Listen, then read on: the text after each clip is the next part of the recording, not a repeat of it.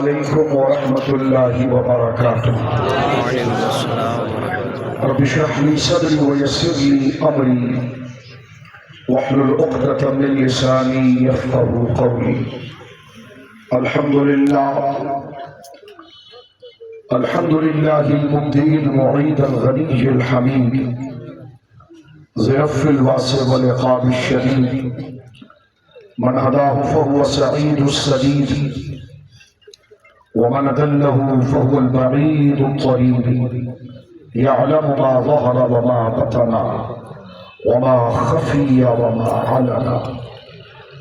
والصلاة والسلام على أشرف الأنبياء خاتم النبيين سيد المرسلين شفيع المذنبين سيد الأولين والآخرين سيدنا وحبيبنا نبينا وكريمنا ومولانا محمد صلى الله عليه وسلم عبده ورسوله بالهدى ودين الحق أرسل. أما بعد فأعوذ بالله من الشيطان الرجيم. بسم الله الرحمن الرحيم. ألم تر كيف ضرب الله مثلا كلمة طيبة كشجرة طيبة أصلها ثابت وفرعها في السماء تؤتي أكلها كل حين بإذن ربها. آمنت بالله صدق الله العظيم. وعن معاوية رضي الله تعالى عنه خطيبا يقول قال النبي صلى الله تعالى عليه وسلم من يريد الله به خيرا يفقهه في الدين إنما أنا قاصد والله يهدي. ببركة الله وملائكته يصلون على النبي يا أيها الذين آمنوا صلوا عليه وسلموا تسلیما. زبان خاموش کر رہے جو درود پاک آپ کو یاد ہو بھلے آہستہ پڑھیں کہ محبت سے پڑھیں. اللہم صلی علی سیدنا مولانا محمد طب القلوب ودوائها وعافیة الابدان وشفائها ونور الابصار وضيائها وعلى آله وصحبه وبارك وسلم صلاة وسلام عليك يا سيدي يا رسول الله. كلهم من رسول الله ملتبس غرفا من البحر ورشفا من الديم منزه شريك في محاسنه فجوهر الحسن فيه غير منقسم. فانصب إلى ذاته ما شئت من شرف فانصب إلى قدره ما شئت من عظم. هو الحبيب الذي ترجى شفاعته لكل هول من الأهوال مقتحب.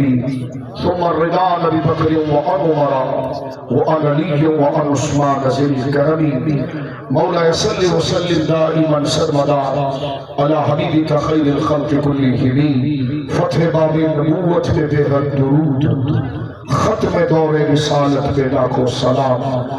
اصدق الصادقین سید المتقین چشم گوش وزارت پہ لاکھوں سلام. وہ عمر جس کے اعداء پہ شیدا سقط اس خدا دوست حضرت پہ لاکھوں سلام. اصل نسل صفا وجہ وصل خدا باب فصل ولایت پہ لاکھوں سلام. آب تطہیر سے جس میں پودے جمے اس ریاض نجابت پہ لاکھوں سلام. ان کے مولا کے ان پہ کروڑوں درود ان کے اصحاب عطرت پہ لاکھوں سلام. ایک میرا ہی رحمت پہ دعویٰ نہیں شاہ کی ساری امت پہ لاکھوں سلام. اللہ کی حمد و سلام نبی محترم نبی معظم باعث تخلیق ارض و سما صلی اللہ علیہ وآلہ وصحبہ وبارک وسلم کی بارگاہ مقدسہ میں انتہائی محبت و عقیدت کے ساتھ درود و سلام پیش کرنے کے بعد تمام تعریف اللہ وحدہ لا شریک کے لیے ہے. آج کا یہ فقید الوصال اور عظیم الشان عرس مقدسہ کا اجتماع حضور استاد العلماء مفتی اعظم سلطان الواعظین حضرت قبلہ سیدی مفتی عبدالرحیم صاحب سکندری نور اللہ ضریحہ کے اس مقدس عرس کی سالانہ مجلس اور محفل بڑے احتشام کے ساتھ بڑے اجلال کے ساتھ بڑے کمال کے ساتھ عظیم علماء کرام کی موجودگی اور سیادت میں منعقد ہے. بالخصوص زیب سجادہ آستانہ حاضہ اور حضرت کے علم کے وارث حضرت شیخ الحدیث و تفسیر استاد العلماء محقق اہل سنت حضرت علامہ مولانا مفتی حق النبی صاحب دامت برکاتہ العالیہ، اللہ رب العالمین جل وعلا آپ کو صحت و سلامتی کے ساتھ سلطان الواعظین شیر مصطفیٰ حضرت سیدی و سندی مفتی عبدالرحیم سکندری نور اللہ ضریحہ کی ذات جو اسلاف اور سواد اعظم کی ترجمان ذات، ان کا فیضان جو حضور مفتی حق النبی صاحب تقسیم فرما رہے ہیں، اللہ رب العالمین چرخ اہل سنت پر صحت و سلامتی کے ساتھ آپ کا سایہ سلامت رکھے اور سارے اہل سنت کو آپ کی تعلیم، آپ کی تلقین، آپ کی ارشادات سے مستفیض رکھے۔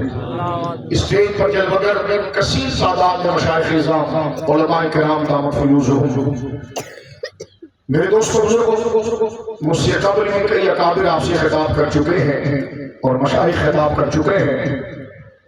میں اپنے اس خطاب کو دو حصوں میں تقسیم کرنا چاہوں گا۔ پہلی گفتگو میں طلباء سے چاہوں گا جو ادارے کے طلباء ہیں، فاضلین ہیں، کیونکہ وہ اردو کے نظم کو زیادہ صحیح طرح پر سمجھ سکتے ہیں۔ پھر جو میرے سارے مسلمان بھائی سنی اہل سنت بیٹھے ہیں، ان سے کچھ باتیں میں عرض کرنا چاہوں گا۔ سورہ ابراہیم کی ایک آیت میں نے آپ کے سامنے پڑھی ہے جو سلاف امت اور اللہ رب العالمین جل وعلا کے ان عظیم بندوں کی منقبت قرآن کریم ذکر کرتا ہے، اور اللہ رب العالمین اپنے ان محبوبین کی رسوخ کو اور ان کے تسلم کو اور ان کی بے نیازی کو خود بیان کرتا ہے۔ یہ علماء ربانی ہی جن نے اپنے عصر کے اندر، ماضی قریب کے اندر، ان تمام اکابر کے پرتو اور نام و نشان اہل سنت حضرت علامہ مفتی عبدالرحیم سکندری نور اللہ ضریحہ کی ذات ترجمان اہل سنت اور ترجمان سواد اعظم ہے۔ ہم ایسے دور سے گزر رہے ہیں جو یتیمی کا دور ہے، ہر طرف افراتفری ہے، یک بعد دیگرے جو ہمارے اکابر ہیں، اسلاف ہیں، ان کی جدائی کا صدمہ بھی ہمارے دلوں پر ہے، اور اس وقت سیادت و قیادت کا فقدان کہ کون سی ایسی ہستی ہے اور کون ایسا ہے جو ان اسلاف کے علم و عمل، تسلم اور مقام اور بیانت و امانت کا پرتو اور مظہر بن سکے۔ ہر دور کے اندر یہ رہا کہ اسلاف کے جانے کے بعد، بڑوں کے جانے کے بعد ایک بہت بڑا خلا آتا ہے۔ کامیاب ہیں وہ لوگ جو اس خلا کو پور کرنے کے لیے ان کی تعلیمات پر مضبوطی کے ساتھ جم جاتے ہیں۔ مجھے حضرت امام احمد بن حنبل امام السنہ امام الزمان کا یہ قول یاد آتا ہے جس کو امام ذہبی رحمہ اللہ نے تذکرۃ الحفاظ میں نقل کیا کہ میرا اور آپ کا شناخت اور میرے اور آپ کی دینی تعارف اصلاً وہ ہمارے خطے، علاقے، زبان سے نہیں ہے۔ اہل ایمان کا اپنا تعارف حضرت امام الزمان امام السنہ امام العلماء امام احمد بن حنبل فرماتے ہیں انما الناس بشیوخهم، لوگوں کا تعارف ان کی شناخت ان کے اکابر کی وجہ سے ہے۔ یہ امام احمد کا قول ہے، 3ویں صدی کا یہ قول ہے۔ فرمایا انما الناس بشیوخهم، لوگوں کا تعارف ان کے اکابر سے ہے، ان کے امام، ان کے دین کا تعارف ان کے اکابر سے ہے۔ فَإِذَا ذَهَبَ الشُّيُوخُ، جب وہ اکابر اٹھا لیے جائیں اور دنیا سے چلے جائیں تو اسلام کو درپیش فتنوں کے مقابلے کے لیے اور ان کی تعلیم اور ان کے تعلق سے جو دین پر یقین اور سکون تھا وہ رخصت ہوا تو فرمایا انما شیوخ انما الناس بشیوخهم، لوگوں کا تعارف ان کی شناخت ان کے ذات، ان کے صوبے، ان کے برادری سے نہیں، اللہ کی بارگاہ میں ان کی شناخت ان کے اکابر اور اللہ والوں کی وجہ سے ہے۔ فرمایا فَإِذَا ذَهَبَ الشُّيُوخُ، جب جب وہ مشائخ اپنی مزاروں میں چلے جائیں اور اس دنیا سے رخصت ہو جائیں تو تودع بعیش، یعنی حال یہ ہو تو کہ پھر زندہ رہنے کی امید ختم ہو جاتی ہے، اس لیے کہ جو زندگی اطمینان اور یقین کے ساتھ ہے وہ ان اکابر کے ساتھ ہے۔ اس دور کو پورے سندھ نے دیکھا اور اس خطے نے دیکھا کہ جو عروج اللہ نے حضرت مفتی عبدالرحیم سکندری نور اللہ ضریحہ کے ذریعے اہل سنت کو دیا، عوام کے چہروں پر وہ تازگی، وہ دین پر اعتماد، وہ بھروسہ، اہل سنت کی چھاتی چوڑی اور بد مذہبوں کے مقابلے میں سینہ تان کر اللہ کے دین کی ترجمانی کا جذبہ علماء ہی کو نہیں عام دیہات اور قریہ کے فرد کو بھی حاصل ہے۔ تو لہٰذا یہ دین کا اعتماد اور سکون اور ایمان کی رمق اور چمک جو ہے وہ ان اکابر کی وجہ سے۔ یہ کیسے لوگ ہوتے ہیں؟ تو قرآن کہتا ہے الم تر کیف ضرب اللہ مثلا، اللہ فرماتا حبیب کہ آپ نے نہیں دیکھا کہ اللہ نے مثال بیان کی ہے؟ قرآن کا ایک بہت بڑا حصہ مثالوں پر ہے۔ امام بحقی نے سورۃ القبریٰ میں ایک روایت نقل کی ہے کہ رسول کریم فرماتے ہیں کہ قرآن 5 وجوہ پر نازل ہوا ہے۔ قرآن 5 وجوہ پر نازل ہوا ہے۔ اس کا ایک حصہ حلال پر ہے، ایک حصہ حرام پر ہے، ایک حصہ محکم پر ہے، ایک حصہ متشابہ پر ہے اور ایک حصہ امثال و مثالوں پر ہے۔ پھر حضور فرماتے ہیں جو حلال ہے اس کو لے لو، جو حرام ہے اس سے بچ جاؤ، جو محکم ہے اس پر عقیدہ بناؤ، جو متشابہ ہے اس پر ایمان لاؤ اور اس کی تعبیر یا اس کی گہرائی میں نہ جاؤ، اور جو امثال ہے اس سے عبرت اور نصیحت کو حاصل کرو۔ بڑی جلدی میں اس بات کو مکمل کرنا ہو، اس لیے کہ کئی اکابر موجود ہیں جن کے ایمان افروز کتاب سے متمتع ہوں گے، تو صرف ضروری باتیں آپ کی خدمت میں کرتے ہوئے کہ قرآن نے ایسی ہستیوں کو، یعنی یہ خطاب تو اصل میں دور صحابہ سے ہے اور صحابہ کے پردوں اور صحابہ کے راستے پر چلنے والے وہ لوگ جو قیامت تک رہیں گے، جن کے بارے میں رب نے ہمیں فرمایا کہ وَاتَّبِعْ سَبِيلَ مَنْ أَنَابَ إِلَيْهِ، پکڑ لے ان کے راستے کو جو ہمارا ہو گیا ہے۔ تو وہ راستہ تو اصل میں جناب رسول اللہ ہے۔ رسول اللہ کے دامن کو پکڑا صحابہ اہل بیت نے، ان کے دامن کو پکڑا ان کے بعد والوں نے، اور ہم جس عصر کے اندر موجود ہیں تو ہمارے عصر کے اندر ماضی بعید کے اندر سرکار امام ربانی ہے، امام محمد رضا ہے، امام حریت ہے، اور جو زمانے قریب میں جن کے عرص میں بیٹھے ہیں ان تمام کے فیضان کو اپنے دامن میں لیے ہوئے تقسیم کرنے والے سیدی اسوۃ الفقہاء حضرت مفتی عبدالرحیم سکندری نور اللہ مرحبہ کی ذات۔ یہ کڑی ہے، یہ زنجیر ہے، یہ سلسلۃ الصحب کہ جس میں اپنے آپ کو جوڑ کر دامن مصطفیٰ سے بندہ جڑتا ہے، یہ تسلسل ہے۔ تو سنیے یہ لوگ کیسے ہوتے ہیں، ان کا مقام کیا ہوتا ہے؟ کیونکہ خدا نے یہ کہا ہے کہ کونوا ربانیین، اللہ والے بن جاؤ، اللہ والے بن جاؤ، اللہ والے بن جاؤ، یعنی جو اللہ والے علماء ہیں ان کے ساتھ جڑ جاؤ۔ اللہ والے علماء ان کی خوبی کیا ہے؟ تو ان کی خوبی کو اللہ نے ایک مثال سے سمجھایا۔ فرمایا علم، اس آیت کی کئی تشریح و تعبیر ہے، کیونکہ علمی سٹیج ہے تو میرے ذہن نے کہا کہ ان اکابر کو سلام پیش کرنے کے لیے آئے جو ترجمے کے ساتھ مفہوم اس کا وسیع قیامت تک ہے، اور اس کے افراد اصل کے تتبع کے اندر آتے رہیں گے اور وہ اصل کے ساتھ ان کی نیابت میں آیت میں شامل ہوتے چلے جائیں گے، کیونکہ قیامت تک اسلام باقی رہے گا اور نصرت دین کے لیے ایسے بندے پیدا ہوں گے کہ لوگ کہیں گے کہ یہ شان ہے خدمتگاروں کی، تو سردار کا عالم کیا ہو؟ فرمایا علم تر کیف ضرب اللہ مثلا، حبیب کہ آپ نے نہیں دیکھا کہ اللہ نے ایک حقیقت کو ایک مثال سے بیان کیا۔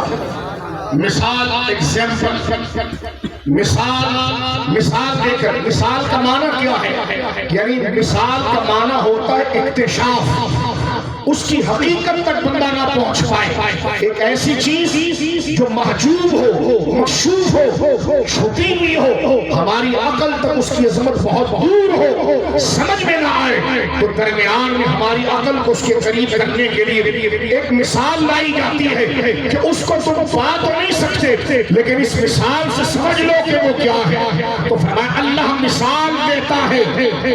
اور مثال کا ذکر قرآن میں کیوں آیا ہے؟ ضرب اللہ مثلا عبدا مملوکا, جگہ جگہ پر مثال کا لفظ آتا ہے. اللہ مثال دیتا ہے, اللہ مثال دیتا ہے. تو حضور نے ابھی حدیث پڑھی آپ کے سامنے کہ جناب رسول اللہ نے فرمایا کہ قرآن 5 وجوہ پر نازل ہوا, حلال حرام, محکم متشابہ اور امثال. پھر حضور نے فرمایا اسی حدیث امام حضرت ابو ہریرہ رضی اللہ تعالیٰ سے سنن کبریٰ میں حضور نے فرمایا 5 وجوہ ہے قرآن, تو جو حلال ہے اس کو اپناؤ, حرام جو ذکر کیا گیا اس سے بچ جاؤ, محکم جو چیز ہے اس سے عقیدہ بناؤ, متشابہ سے عقیدہ نہیں بنتا لیکن جو اس کا معنی مراد الہی ہے اس پر ایمان لے آؤ, ان آیتوں کو قبول کرو. اور جو امثال ہے اس میں غور و فکر کرو. کیسے غور و فکر کریں؟ امام سیوطی رحمہ اللہ نے اتقان میں بڑی پیاری بات کی ہے. وہ فرماتے ہیں کہ قرآن مجید جب امثال کو بیان کرتا ہے تو ممثل لہو, جس کے لیے مثال دی جا رہی ہے, اگر وہ عظمت والا ہو, کرامت والا ہو, بلند رتبے والا ہو, تو ممثل بھی اسی کی مثال پر آیا جاتا ہے. ممثل لہو جس کی مثال دی جا رہی ہے, جس کو سمجھانے کی مثال دی جا رہی ہے. اگر وہ بلند مرتبہ ہو تو ممثل بھی جس کے ذریعے مثال دی جا رہی ہے وہ بھی عظمت والی ہونی چاہیے. اب اللہ مثال سمجھا رہا ہے کلمہ طیبہ. کلمہ طیبہ ہے ممثل لہو, کہ جس کی مثال خدا سمجھانا چاہ رہا ہے اور جس کے ذریعے سمجھا رہے ہیں مفصل بھی, وہ ہے شجرۃ طیبہ. فرمایا علم تر کیف ضرب اللہ مثلا, حبیب کہ آپ نے نہیں دیکھا کہ اللہ نے مثال بیان کی ہے, مثال کے ذریعے سمجھایا ہے کس چیز کو؟ کلمۃ طیبہ, کلمہ طیبہ کو. فرمایا کلمہ طیبہ اتنا نور والا, اتنا عظمت والا, اتنا بلند مرتبہ ہے کہ اس کی حقیقت کو انسان پا نہیں سکتا. اس لیے اس ممثل لہو جو بہت بلند ہے اس کو سمجھایا جا رہا ہے کہ شجرۃ طیبہ, ایک پاکیزہ درخت کی مثال کے ساتھ. کلمہ طیبہ اس کی بلندی کو تو لوگ نہیں جان سکتے کما حقہ, لیکن اپنے گرد و نواح میں ایک پاکیزہ درخت کو وہ دیکھتے ہیں تو رب فرماتا ہے وہ کلمہ طیبہ جو بلند مرتبہ, بلند رتبہ ہے, اس کی مکمل عظمت کو تو تم نہیں سمجھ سکتے, لیکن اس کو سمجھنا ہو قریب آ کر تو تمہارے گرد و نواح میں ایک پاکیزہ درخت ہے. تو کلمہ طیبہ کی مثال اس پاکیزہ درخت کی طرح ہے کہ شجرۃ طیبہ. حضرت حبر الامہ امام المفسرین صحابی رسول حضرت عبداللہ ابن عباس سے نے پوچھا ما معنی کا شجرۃ طیبہ فہو عبد المؤمن, فرمایا اس سے مراد مومن بندہ ہے. یعنی کلمہ طیبہ کی عظمت کیا ہے؟ رب نے فرمایا کلمہ طیبہ کا نور ایسا ہے, اس کی کرامت اور عزت بھی ہے, اس کا بلند مرتبہ اور شان ایسی ہے کہ اس کو سمجھانے کے لیے ہم نے مضبوط مومن بندوں کی مثال دی ہے. کیسے؟ فرمایا کہ شجرۃ طیبہ اصلها ثابت وفرعها فی السماء, جیسے وہ مومن اپنے عقیدے میں مضبوط ہوتا ہے اور اس کی فیضان کی شاخ ہے اپنی زند کی دھرتی سے ہے, لیکن پورے عالم اسلام کو اپنے شائع میں لے گئے.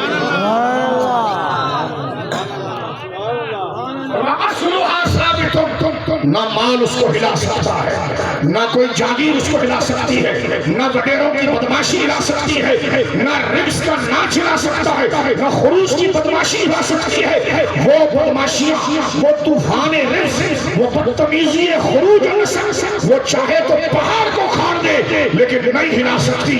تو اس عالم ربانی کو نہیں ہلا سکتی، کیونکہ اس کا اعتبار اپنے دین پر اتنا مضبوط ہے کہ اصلها ثابت، اس کی جڑیں اعتبار میں مضبوط ہے، اور فیضان فرع فی السماء، اس کے فیضان اور اس کے جاری ہونے والے نکھار کے فیضان نے آسمان کو گھیرا ہوا۔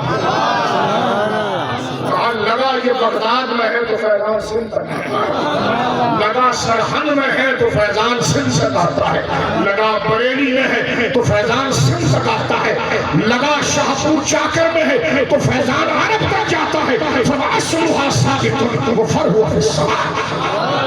یہ تفسیر رائے نہیں ہے۔ اللہ اکبر۔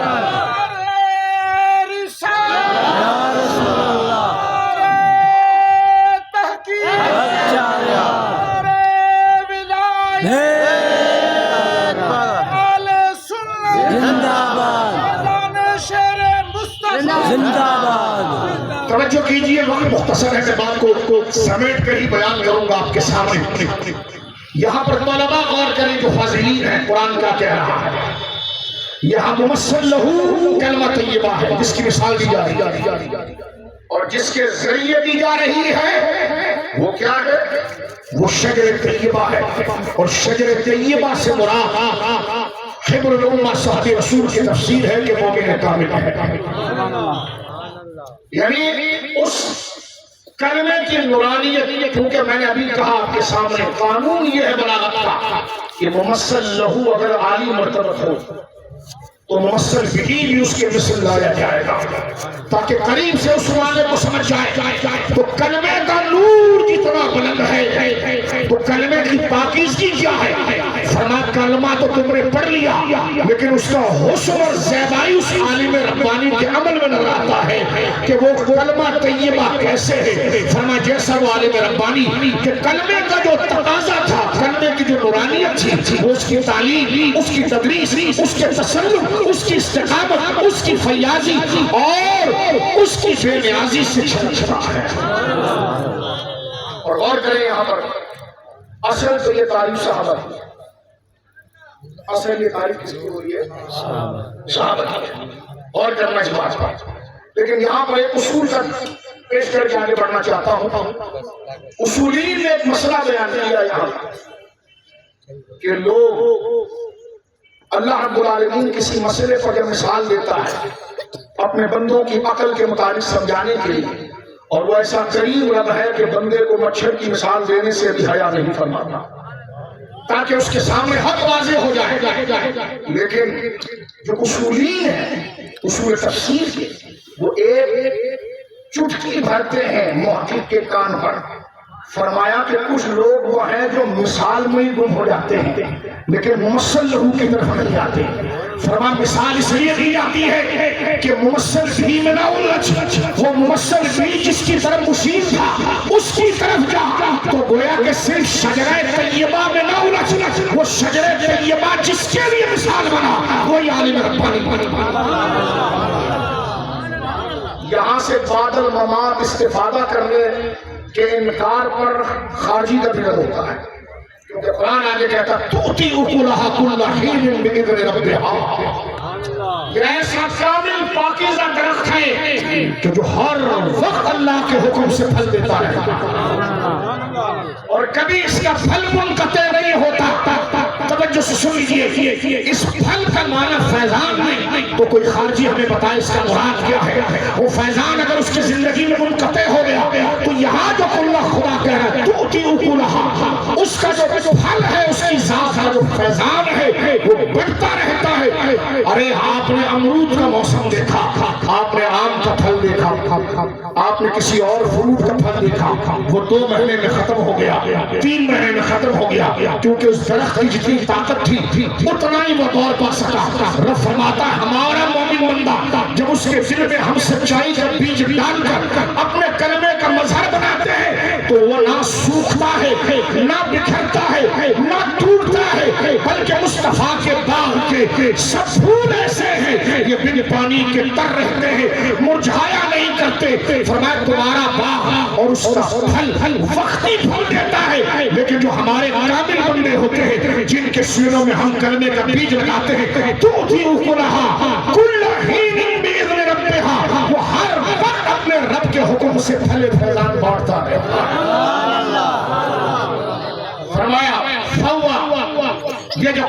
سورہ نحل میں بیان کیا ومن رزقناه منا رزقا حسنا فهو ينفق منه سرا وجهرا هل يستوون الحمد للہ بل اکثرهم لا يعلمون. قرآن سے قرآن کا اجرا کرتے چلیے، ان آیتوں کو رب پر لاتے چلیے. یہ فیضان شیخ القرآن کے اس اسٹیج سے قرآن سے قرآن کی تفسیر بناتے چلیے تو معنی یہ ہوتا ہے کہ جب وہ خدا کا بندہ مرد حق متسلط خدا سے راضی اور حضور کا غلام وفادار، وہ کٹ کے گر تو سکتا ہے، نبی کے نظریے سے غداری نہیں کر سکتا، وہ مسند تدریس پر ہو تب بھی طالب علم کو فیضان دیتا ہے، اور جب مسند مرکز میں چلا جائے تب بھی اس کا فیضان جاری رہتا ہے. میرے دوستوں بزرگوں نے توجہ کیجیے، گفتگو کو آسان کر دیں.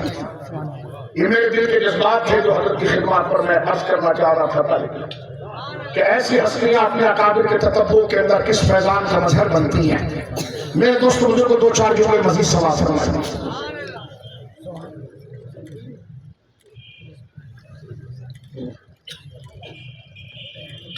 تو ابھی بات یہاں پر بڑی زبردست بات اصولین نے لکھی ہے، جو میرے طلباء ساتھی ہیں، میرے بھائی ہیں، وہ توجہ کریں کہ اصول تو یہی تھا کہ ممثل لہو اگر عالی مرتبت ہو تو ممثل بھی اس کے مقابلے کا آتا ہے. ایک بات. پھر یہاں پر جو اصولین ہیں وہ آگے چلنے والے طلباء کا کان پکڑ کر توڑ کر ایک بات سمجھاتے ہیں کہ صرف مثال میں نہ الجھ جانا، بلکہ مثال جس ممثل لہو کے لیے آئی ہے اس پر غور کرنا. تو یہاں پر شجر طیبہ مثال بن گئی مومن کی، اور اس شجر طیبہ کی مثال یہ کھجور کا درخت. اللہ فرماتا اصلها ثابت، جس کی جڑیں اتنی گہری ہیں کہ طوفان بھی آ جائے تو اس کی جڑوں کو ہلا نہیں سکتا، اور اس کی شاخیں آسمان کی طرف اٹھتی ہیں. اس کی مثال دی اپنے اس کامل بندے سے. فرمایا وہ بندہ وہ ہے کہ دھوس اور لالچ کی ہوا چل رہی ہو، بڑے بڑے نام نہاد پیر 50 گز کی پگڑیاں باندھ کر اپنے عقیدوں کو بیچنے کے لیے وزیروں کے پیچھے پھر رہے ہو، لیکن اصلها ثابت. یہ مرد حق اس قدر مستغنی ہوتا ہے کہ یہ مسند پر بیٹھا ہوتا ہے، اس کو نہ کوئی لالچ ہرس، نہ کسی کا دبدبا، نہ کسی کی دھوس آ سکتی ہے. کیوں؟ فرمایا جیسے کھجور کا درخت طوفان کو جھیل لیتا ہے کیونکہ اس کی جڑیں مضبوط ہوتی ہے، تو اس کا ارادہ اور رب پر بھروسہ اتنا مضبوط ہوتا ہے کہ کوئی بھی ہوا اس کو متزلزل نہیں کر سکتی. اور فرمایا فرعوا فی السماء. اس کی کئی جہتوں سے 12-15 تفسیر ہو سکتی ہے، اور میری بات کو کوئی تفسیر رائے نہ کہہ دیں. تو میں نے آپ کے سامنے یہ بات کی ہے کہ کشجرۃ طیبۃ کا معنی مومن کامل لینا، یہ صحابی کی تفسیر ہے. ابن حضرت عبداللہ ابن عباس صاحب رسول اس مسئلے کو میرے دوستوں بیان کیا. اب اس کو تھوڑا آسان کر دیں تاکہ میرا عام بھائی بھی سمجھ جائیں کہ بات کیا ہو. بات یہ ہے کہ اللہ کلمہ طیبہ لا الہ الا اللہ محمد رسول اللہ کی عظمت بتا رہا ہے. اس کلمے میں جو مفہوم اور معنی آیا ہے اس کی قدر کیا ہے کہ اللہ ایک ہے اور اس کا کوئی شریک نہیں، وہی مستحق عبادت ہے، اس کے علاوہ کوئی لائق تعظیم و عبادت نہیں. انتہا درجے کی اقصی غایت الخضوع و تذلل، انتہائی درجے کی تعظیم کا مستحق وہی ہے، اور محمد صلی اللہ علیہ وسلم اللہ کے رسول ہے. یہ تو اس سے ملنے والا عقیدہ ہے، لیکن اس عقیدے کو اس کے مفہوم حقیقی کے ساتھ اگر بندہ پڑھتا ہے تو وہ کہاں سیر اللہ اور اللہ کے سفر کی طرف جاتا ہے. اس کے سامنے لطائف کیسے روشن ہوتے ہیں. یہ کلمہ اس کو عالم ناسور سے ہاؤل کی طرف اٹھا کر کس طرف سیر کراتا ہے. تو رب کہتا ہے اس کلمے کی عظمت ایسی ہے جیسے شجر طیبہ کی. اس کو ذرا آسان انداز میں سمجھیں تو یوں سمجھ لیجیے کہ ہماری داڑیاں سفید ہو جائے، لا الہ الا اللہ کی زردیں دل پر لگاتے ہوئے آخری عمر تک کہ وہ کلمہ جو ہے وہ ہمارے دل میں اتر جائے. رب کریم نے واقع حدیبیہ میں نبی مکرم کے جھنڈے کے نیچے کھڑے ان غیور صحابہ کے بارے میں فرمایا تھا کہ وَأَلْزَمَهُمْ كَلِمَةَ التَّقْوَى وَكَانُوا أَحَقَّ بِهَا وَأَهْلَهَا.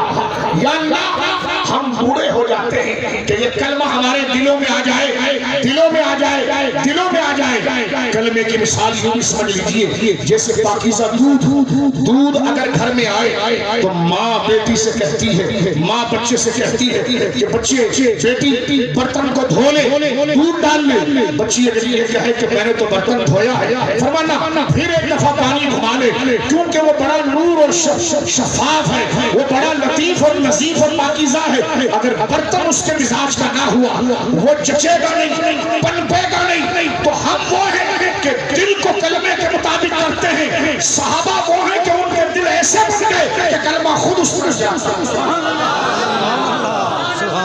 وَأَلْزَمَهُمْ كَلِمَةَ التَّقْوَىٰ۔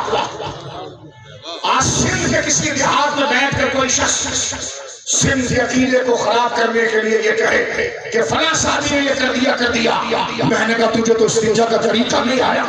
بناوٹی بھی، میں پرانے نظام کی بات نہیں کر رہا، بناوٹی بھی تو اپنے مرشد کا نام بڑے ادب سے لے، تجھے پتا نہیں تیرے مرشد کے لیے تو کوئی آیت نہیں اتری، لیکن وہ قرآن کے اول مصداق جن کو قرآن میں ان کے سینوں کی شفافیت، پاکیزگی ان کی زبان سے نہیں، قدرت نے اپنی زبان سے بیان فرمایا کہ کلمہ تو نور والا ہے، لیکن اس کے لیے برتن کانو احق بہا واہلہا، جو برتن اس پر چچتا تھا اور کلمہ جس جگہ رہنے کے لائق تھا، فرمایا محبوب و تیرے صحابہ کا سینہ،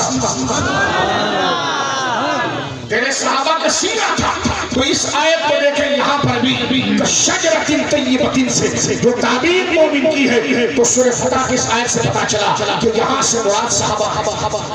اب ان کے تکلموں میں چلنے والے جتنے نیک لوگ، صاحب عرش حضرت مفتی عبدالرحیم صاحب، ان کی زندگی مبارکہ بتاتی ہے کہ ہم نے صدیق اکبر کو تو نہیں دیکھا، فاروق اعظم کو تو نہیں دیکھا، عثمان کی سخاوت کو نہیں دیکھا، علی کی جرأت کو تو نہیں دیکھا، لیکن وہ خیرات قیامت تک نبی پاک کی جو چار یاروں میں بٹی ہے وہ قیامت تک علماء ربانیین میں بٹے گی۔ ماضی قریب میں جن مردان حق کو ہم نے دیکھا ان میں امام احمد رضا ہے، امام ربانی ہے، جملہ سلسلے کے اولیاء ہے، اور صاحب عرش کی جرأت کو دیکھ کر یہ بات کہی جا سکتی ہے کہ چمک تجھ سے باتیں ہیں، سب پانے والے میرا دل بھی چمکا دے۔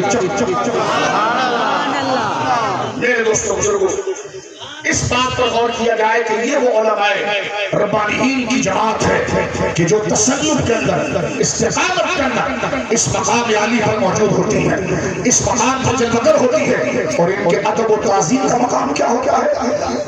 آج عرس میں جس طرح آپ جم کر بیٹھے ہیں، میں بات کو آخری طرف لے جانا چاہ رہا ہوں کہ عرس میں آپ جس طرح جم کر بیٹھے ہیں، اس تعظیم اور ادب میں جس عالم ربانی کے آپ بیٹھے ہیں، یہ کسی فرد کے ذکر کے لیے نہیں بیٹھے، اللہ کے دین کے لیے بیٹھے۔ وہ جب دین کا حوالہ بن جائے تو وہ عبدالرحیم نہیں رہتا ہے، دین بن جاتا ہے، کیونکہ وہ ذات میں عبدالرحیم ہے، پیغام میں دین ہوتا ہے، عالم ذات میں بندہ ہوتا ہے، نظریے اور تعارف میں حق کا حوالہ بن جاتا ہے، اس کا ادب نہیں ہوتا ہے، اللہ اس کے رسول کا۔ یہی ترتیب اوپر سے چلتی ہے میرے دوستوں، یہ اجنبیت ادب میں ختم ہونی چاہیے جو ہمیں ذات پات رسم و رواج میں الجھا کر کسی نیک بندے کی عقیدت سے میرے دوستوں بزرگوں باز رکھنے کی کوشش کریں۔ اس بات کو آپ دیکھیے ان علماء ربانیین کے ادب کا کیا مقام ہے۔ اللہ اکبر، سیر اولیاء جو ہمارے آستانوں پر دیگر کتابوں میں تفصیل کے ساتھ پڑھی جاتی ہے، اس میں روایت موجود ہے کہ ایک شخص انتقال کر گیا، اس کو خواب میں دیکھا گیا۔ کوئی کہیں گے کہ جناب آپ خوابوں کی باتیں کرتے ہیں، میں نے کہا میں نے قرآن کی بات کر دی ہے۔ اگر خواب ایسے ہی لیکچر اور بیکار تھے تو بخاری میں کتاب التعبیر آیا نہیں تھا۔ اگر خواب اب سو بیکار ہے تو رسول اللہ نے اس کو نبوت کا 46واں شعبہ کیوں کہا؟ علامہ ابن حجر نے اس حدیث کے نیچے 46 طرفیں نقل فرمایا نبی براہ راست عالم غیب کو دیکھتا ہے، عام شخص براہ راست وہ قوت نہیں رکھتا، تو 46 درجے نیچے لا کر اس میں نورانیت پیدا کی جاتی ہے۔ نبی جس کو اصل میں دیکھتا ہے اس کو استعارے اور تشبیہات کے اندر اس کو اس حقیقت کو بتایا جاتا ہے۔ حافظ ابن قیم نے پوری کتاب الروح اس مسئلے پر لکھی ہے، اور ایک نہیں ہزاروں خواب جمع کیے۔ آپ دیکھیے اس میں واضح طور پر انہوں نے لکھا ہے کہ ان خوابوں کے ذریعے باتوں کو سمجھنے کا انکار کرنے والا تو جاہل ہو سکتا ہے۔ عقیدہ واسطیہ جو علامہ ابن تیمیہ کے فتاووں کا مجموعہ ہے، اس کو اگر آپ دیکھیں تو اس میں باقاعدہ علاقہ واسط سے جو سوالات آئے تھے تو پوچھا گیا کہ ولایت کب تک رہے گی، ولایت کرامت کس کے لیے؟ تو کہا کرامت ولایت کے لیے۔ کہ ولایت کب تک رہے گی؟ فرمایا نبوت بند ہو گئی ہے، ولایت بند نہیں ہوئی، وہ قیامت تک رہے گی۔ اپنی اسی کتاب کا آخری فتویٰ لکھتے ہیں کہ قیامت تک ولایت رہے گی تو قیامت تک کرامت رہے گی۔ تو یہ عقیدہ جڑ لینا، کم سے کم اپنے اسلاف کو تو پڑھو، اپنے بڑوں کو تو پڑھو، جن کے نام سے تم اپنے آپ کو اپنے مسلک کا تعارف کرانے کی کوشش کرتے ہو، اس کو تو پڑھو۔ میرے دوستو بزرگوں، سیر عالم سیر الاولیاء میں یہ مسئلہ لکھا ہے، میں آگے پھر بڑھوں گا۔ اس میں لکھا ہے کہ شخص کا انتقال ہوا، اس سے پوچھا گیا تیرے ساتھ کیا حال ہوا؟ کہ خدا نے کچھ نہیں پوچھا، بس بخش دیا۔ کا وجہ کیا تھی؟ کا وجہ یہ تھی کہ ایک دفعہ دریا کے کنارے میں وضو کر رہا تھا اور میرے آگے امام محمد وضو کر رہے تھے۔ مجھے یہ حیا آئی کہ میرے ہاتھ سے ٹکرا کر پانی امام صاحب کی طرف جا رہا ہے، میں ان کے احترام میں پیچھے ہٹ گیا، میرے رب کو میری ادا پسند۔ اور کسی کو ابھی بھی شک ہو تو دستور الفاظ میں آئے، اور طبقات ثالث میں ابراہیم کے ترجمے کے اندر علامہ صاحبی لکھتے ہیں کہ اس محدث کا ذکر ہو رہا تھا اور امام احمد بن حنبل اپنے مسلک پر ٹیک لگائے بیٹھے تھے۔ جب ان کا ذکر ہوا تو آپ نے ٹیک کو خود چھوڑ دیا اور ٹیک کو چھوڑ کر آگے کسی نے پوچھا حضرت یہ کیفیت کیسی؟ فرمایا بڑی نیک ہستی تھی، اور صالحین کا جب ذکر ہو تو بے اعتباری کے ساتھ نہیں ہونا چاہیے، ان کا ذکر تعظیم سے ہو، اس میں ٹیک نہ لگائی جائے، ٹیک کو چھوڑ۔ اگر تتبع کے ساتھ ان حوالوں کو جمع کیا جائے تو دفتر ناکافی ہوگا، اور ان تمام سیر کے اندر ایسے کئی احوال میرے دوستو بزرگوں ہمارے سامنے آتے ہیں، اور یہی بات حافظ ابن قیم نے کتاب الروح میں کئی خواب لکھے ہیں، اور اس میں پوچھا گیا تمہارے ساتھ کیا معاملہ ہوا؟ انہوں نے کہا خدا نے بخش دیا۔ فرمایا کیوں؟ کہ ہم مجالس صالحین میں لحاظ سے بیٹھتے تھے، ان کا ذکر عقیدت سے کرتے تھے، جس مقصد کے لیے میرے دوستو بزرگوں آپ جمع ہوئے ہو۔ لہذا یہ وہ ہستیاں ہیں ان کی زندگی میں جو استقامت ہے، جو عقیدے پر جمنا ہے، اور یہ سمجھ لیجیے کربلا تھوڑی دیر کے لیے ہوتی ہے، بعد میں بادل چھڑ جاتے ہیں، لیکن اس کربلا میں اپنے اور دوسرے کی تمیز کرا دی جاتی ہے۔ جب کربلا لگی ہو اس وقت جو کھڑکی بند کر دے وہ غدار ہے، اور بعد میں کھڑکی کھول کے حسین بولے تو اب کیا فائدہ؟ جب فرشتوں نے امتحان لے کر دفتر کو بند کر دیا اب کیا فائدہ؟ اب نکل کر ذکر معاویہ کا کیا فائدہ تمہارے لیے؟ اب آپ افضلیت کے مسئلے پر بات کرنے کا کیا فائدہ؟ اب برطانیہ سے اتر کر اب سر میں افضلیت کی تقریر کیسے؟ جس وقت اس عقیدے کو پاؤں تلے روندنے کی سازش کی اور رزق کو تم نے راستہ دیا، دجالوں اس وقت تم ان کے معاون بنے، ان کے ساتھ آگے بڑھے۔ جب اس وقت نے تمہیں دھتکار دیا اور خدا نے امتحان لے کر تمہیں ذلت کی طرف اور حق کو غالب کیا، اب دکانداری کے لیے دوبارہ صحابہ کی طرف یہ نہ کرو۔ اور اگر آ بھی گئے تو چلو ٹھیک ہے، آ بھی گئے تو ہم مذمت نہیں کرتے، لیکن ہم کہتے ہیں کہ اپنی پرانی بغاوت ہے توبہ کر کے۔ بے شک تو ہم تو یہ کہتے تھے کہ دماغ مس کلندر علی کا پہلا نمبر وہ تو کلندر ہے، آج کہتے ہیں افضلیت کو مانتے ہیں، ہم نے کہا دھوکہ نہ۔ آپ کہتے ہیں ہم نے معاویہ پر کتاب چھاپی تو مسئلہ معاویہ کے اختلاف پر کب تھا؟ مسئلہ وہ تھا جو آپ نے بیان کیا، تو لہٰذا جب آپ کو یقین ہو چکا ہے تو ہمارے دل بھی کھلے ہوئے ہیں، لہٰذا آئیے اور ایک قلم سے ساری عبارتوں کو کاٹ دیجیے جو خلاف اہل سنت آپ نے بات کی، اور جن کے سامنے ترجمہ و دفاع نقشے بتائے گئے اس کے باوجود ان کی کانوں پر جو نہیں رہ گی۔ آج اگر وہ عمر کوٹ کے ایشو کو استعمال کرنے کے لیے 50 بندوں کے ساتھ ترجمانی آ جائے تو یہ وفا تمہارے عیب کو دھوئے گی نہیں، جب جب تم کھل کر پوری سنیت کا اعتراف تاڑنے والے قیامت کی نظر رکھتے ہیں۔ اس بات کو سن لیجیے، جب دربار یہ بات ہم کبھی نہ کرتے، لیکن آپ نے دوسرا فیصلہ بتایا، اپنے قصور کو قبول کیے بغیر پھر دوبارہ نہ کر سامنے آ گئے تو یہ نظریہ نہیں چلے گا جو زبانوں سے کلمات سرزد ہوئے، جو نقصان اہل سنت کو پہنچا، صحابہ کی عظمت و شان کے لیے جو لوگوں کے دلوں میں کدورتیں آئی، ہم تمہارے دوست ہو کر یہ بات کرتے ہیں اپنی زندگی میں اعلانیہ توبہ کر لو، ورنہ یہ بڑے بڑے گنبد اور امت کے اور اپنے مرید کے نام سے لیے وہ سیمت و سریہ یہ گنبد نہیں بخشوائے گا۔ گنبد بخشوائے گا تو صدیق کی وفا سے بخشوائے گا، عمر کی وفا سے بخشوائے گا، علی کی وفا سے بخشوائے گا۔ لہذا ہم کہتے ہیں خلف السن کا پورے داخل ہونے کی کوشش کیجیے۔ اور بات یہاں پر ہم ختم کرتے ہیں، ایک آخری آیت میرے دوستو بزرگوں، جماعت صحابہ کے لیے کبھی دل میں آیت بنا لیں، بے شک بے شک، یہ بات سمجھیں، یہ وہ عظیم جماعت ہے کہ جس کی عدالت اور صداقت کی ضمانت اللہ نے خود دی ہے۔ بے شک، آج اگر کوئی بندہ کسی کو اچھا کہے تو بعید نہیں کہ کل وہ خراب ہو جائے۔ کسی نے کہا کہ بندہ اچھا ہے تو اس کو کہا کہ کل کیا ہوگا، کہ میں ضمانت نہیں دے سکتا، تو کہ کتاب لکھنے کا فائدہ کیا؟ اس نے کہا میرا علم جتنا میں اتنی بات کروں گا، لیکن جناب رب جس کو اچھا کہے تو اس کو کسی ایک زمانے میں مقید نہیں کیا جائے گا، جس کی معلومات محیط ہے اس کی بشارت بھی حق کے ساتھ محیط ہے۔ ایک ہی آیت پیش کر کے میں بات کو ختم کرنا چاہتا ہوں۔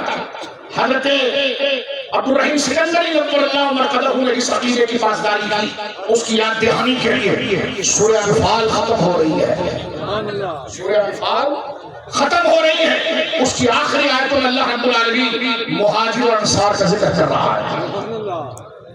میں کہنا چاہتا ہوں راضی تجھے کسی بات کو سچ جاننے کے لیے کہے کیا معیار ہے؟ اگر تجھے خدا کی کلام کی زبان پر اعتبار نہیں تو سچ کو سچ ثابت کرنے کا کون سا میزان ہے؟ استغفر اللہ۔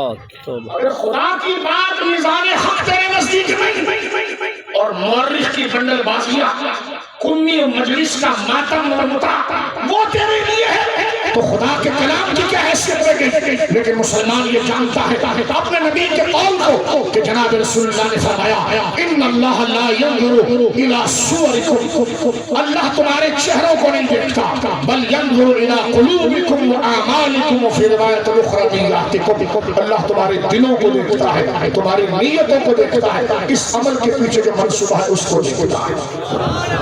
کوئی شخص کسی کو پگڑی اور داڑھی رکھ کر فراڈ کر سکتا ہے، خدا سے نہیں کر سکتا، نہیں، کیونکہ میں اور آپ کسی کا ظاہر دیکھ کر متاثر ہوتے ہیں، خدا ظاہر ہی نہیں اس کے پیچھے جو راز ہے اس کو دیکھتا ہے۔ چند منٹ کی باتیں غور کیجیے، بلوچستان میں کلبھوشن پکڑا گیا، کلبھوشن ایک ایجنٹ تھا، رات رات پکڑا گیا۔ توجہ ہے، یہ ایشو دوبارہ سن لیجیے تاکہ ہمارے کچھ لوگ ان کو چھوڑنا چاہ رہے ہیں تو اس کورس کی برکت سے ہم دوبارہ تازہ کر دیں تاکہ عوام میں پھر حرارت آ جائے۔ توجہ ہے، کلبھوشن بلوچستان میں پکڑا گیا، داڑھی اس کے منہ پر تھی، پگڑی اس کے سر پر تھی، مسجد میں نمازیں پڑھتا تھا لیکن تھا ہندو۔ بلوچستان میں باقاعدہ ہم کوئی تھوک نہیں رہے، یوٹیوب پر جائیے، بلاگر جائیے، رپورٹ جو آ چکی ہے، جو اس کے لیے رپورٹس آ چکی ہے کہ وہ ایجنٹ تھا، وہ ایجنٹ تھا پاکستان کے دشمنوں اور اس نے بلوچستان کے اندر سازش کروائی، ہزاروں لوگوں کو مروایا، لیکن قربان جاتا ہوں شیر دل مرد پر جس نے کئی سال لگا کر اس کو ٹو کر کے پکڑ لیا، کبھی وہ بھکاری بنا، کبھی وہ ملنگ بنا، لیکن کلبھوشن کو پکڑ لیا۔ توجہ ہے، تو میں ان مردان حق علماء کو سلام پیش کرتا ہوں جو میں سنیوں میں گھسے ہوئے کلبھوشن کو، اس نے الگ کارڈ رکھا تھا، اس نے الگ کارڈ رکھا تھا، الگ کارڈ رکھا تھا، بات سمجھ رہے ہیں آپ؟ تو میں ہمارے خلاف بات کی، میں نے کہا چیز جمن کو ایسا ہے کہ لیکن نہیں، تو میں نے کہا چاہے بھی ہمارے ساتھ، ہم نے تو ہوا میں بات چھوڑی ہے، ہم نے تو ایک بات چھوڑی ہے۔ توجہ ہے، امام احمد رضا کو محرف کہنے والے خنزیر اور ملعون سن میری بات، ہے حق حق حق، کہ باپ دادا کے گنبد امام احمد رضا کے نام پر چڑھے، وہ کس منہ سے اس سے مسافر ہے؟ اس خطے میں لاکھوں سادات موجود ہیں لیکن جن کے گنبد چڑھے وہ فیضان امام احمد رضا، اور اس ملعون نے سکھر کی زمین پر بیٹھ کر امام احمد رضا کو محرف قرآن کہتے کافر کرنا، اس کے ساتھ دوستو یاری کچھ کو شرم باش اور یہ سنائے نہیں جائیں گے. یہ ہم جس مرد حق کے آستانے پر بیٹھے ہیں وہ حالات کی بھول میں نظریے کو نہیں بھولتا. وہ نظریے جو لکھ لیے جائے اس کے رجوع کا طریقہ مسئلے کو ڈیلے کرنا نہیں ہے. خلاصے سمجھو آپ ہمارے وہاں ایک نفسیات ہے کہ اس کیمرے کے سامنے آنا چھوڑ دو, مسئلے کو ڈیلے کر دو. مولوی اور عام لوگوں کے ہاضمے اور حافظے کمزور ہیں, لوگ بھول جاتے ہیں اور پھر چل پڑتے ہیں. میں نے کہا جس مرد حق کے آستانے پر بیٹھا جس کا تعلق اللہ اس کے رسول سے ہوگا وہ بغاوت کو کبھی نہیں بھولتا نہ صداقت کو کبھی بھولتا. اگر باغی آسمان سے برسات بھی برسائے جس حضور نے دجال کے بارے میں فرمایا تھا تو وَيَأْمُرُ السَّمَاءَ فَتُمْطِرُ وَيَأْمُرُ الْأَرْضَ فَيُنبِتُ, وہ آسمان کو حکم دے گا بارش ہوگی. وہ کہیں گے نہیں یہ فضائل نہیں, عقیدے کی خرابی کے بعد کوئی فیضان نہیں, وہ استدراج وہ استدراج ہوتا ہے. اور غریب سے غریب آدمی جس کے کپڑے بھی پھٹے ہوئے ہوں اس کی مسکراہٹ بھی کرامت ہوتی ہے, کیونکہ کرامت کا تعلق کوئی جبے کبے اوپر پگڑی سے نہیں ہے, اس کا تعلق اللہ رسول سے وفا اور سنی ہونے.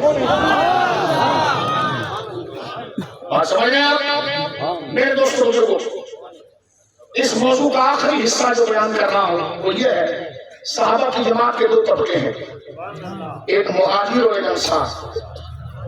سارے میرے مسلمان سمجھیں, مہاجر وہ صحابہ جنہوں نے مکہ میں حضور پر ایمان لائے اور حضور اور اللہ کی رضا کے لیے اپنا کاروبار گھر وطن چھوڑا اور مدینے چلے.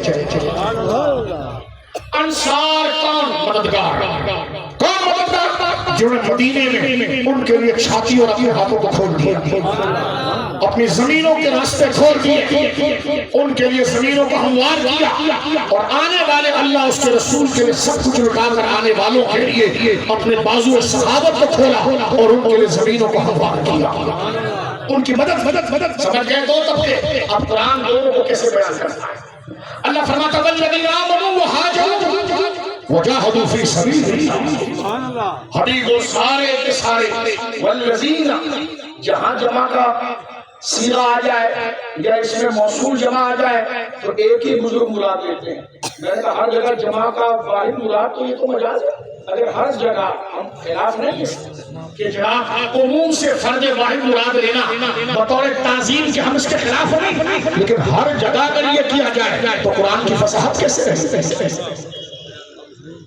واقعی الصلاۃ وآتوا الزکاۃ, یہ سارے جمع کے سے ہیں, لیکن کہیں ایک مراد ان الذین آمنوا وہ سارے ایمان لائے, لیکن کہیں ایک مراد وعملوا الصالحات, لیکن کہیں ایک مراد والزمهم کلمۃ التقوی ہم کہتے ایک مراد وکانوا جمع پھر کہتے ایک مراد. تو میں نے کہا جب ہر جگہ جمع کا صیغہ یا لفظ وہ ایک ہی مراد ہوگا تو چھوٹے سے طالب علم کو جو ابتدائی کتاب بلاغت کی پڑھتا ہے وہ سمجھ جاتا ہے کہ یہ خلافت بلاغت ہے, یہ تو بیان کلام کے خلاف ہے اور یہ تو قرآن کے اوپر ہر جائے گا. اور یہ بات سمجھ لیجیے, کبھی ایک بات امام راضی نے بڑی زبردست لکھی, وہ فرماتے ہیں کبھی کلام جیسا یہ آیت ہے نا سورۃ النساء کی 5ویں پارے کی آخری آیت ما یفعل اللہ بعذابکم, اللہ تمہیں عذاب دے کر کیا کرے گا ان شکرتم وآمنتم, اگر تم شکر کرو اور ایمان لاؤ. ادھر علماء نے کہا شکر تو عمل ہے, ایمان عقیدہ ہے, چاہیے یہ کہ عقیدہ پہلے ہو. اللہ یہ کہے کہ ایمان لاؤ اور شکر کرو, لیکن خدا کہہ رہا ہے شکر کرو اور ایمان لاؤ. تو ایک جواب اس کا یہ تھا بس یہ بیان کلام ہے, تو آگے سے جواب دیا نا ایک حکیم دانا کے کلام میں یہ خلاف ترتیب کسی رموز کی طرف اشارہ, یہ خامخواہ نہیں ہوا, اس سے کوئی نقطہ اور قرینہ آ رہا ہے تو سنیے قرآن کیا کہہ رہا ہے, بات کو سمجھتے ہیں. دونوں جماعت صحابہ فرما والذین آمنوا, بے شک وہ سب جو ایمان لائے, وجاہدوا فی وہاجروا اور حبیب کے ساتھ ہجرت کی, وجاہدوا فی سبیل اللہ اور اللہ کی راہ میں جہاد کیا. ایک پھر آگے فرما ایک ہی آیت والذین آووا ونصروا, اور وہ سارے جنہوں نے ان کے لیے ٹھکانہ مہیا زمینیں مہیا کی اور ان کی مدد کی. رب کہتا اولئک هم المؤمنون حقا. مہاجر ہو یا انصار ہو, حبیب یہی حقیقی مومن ہے.